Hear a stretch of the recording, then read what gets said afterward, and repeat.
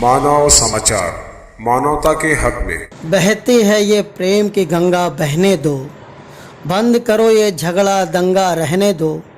लाल हरे रंगों में हमको मत बांटो, अपनी छत पर सिर्फ तिरंगा रहने दो।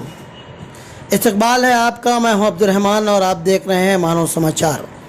पूरा शहर देशभक्ति के रंगों में रंगा हुआ है। जिधर नज़रें दौड़ाएं, दुकानों, मकानों, छत चौराहों पर सिर्फ तिरंगा ही नजर आ रहा है। हर कोई आज़ादी के 75वें साल के जश्न में अपनी हिस्सेदारी दिखा रहा है। सरकारी मराकिज़ के अलावा भी हमेशा से ही हुब्बुल वतनी के साजो सामान, जिनमें झंडा, sticker, batches, scarf, wrist band और दीगर लवाजमात बेचने वालों की निकल पड़ी है।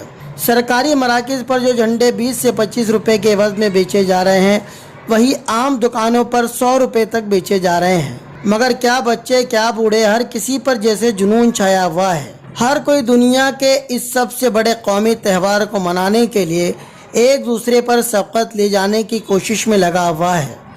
सैटेलाइट कैमरे से अगर दुनिया की तस्वीर निकाली जाए तो भारत की सरजमीन पर सिर्फ तिरंगा ही मिलेगा। अब इसे सरकार की जानिब से चलाई जाने वाली हर घर तिरंगा, घर घर तिरंगा कह लें या लोगों के खून में मचलता हुब्बुल वतनी का जज्बा कहें, पूरा मुल्क गोया दुल्हन की तरह सज गया है। मानव समाचार ने शहर के कुछ हिस्सों का जायजा लिया।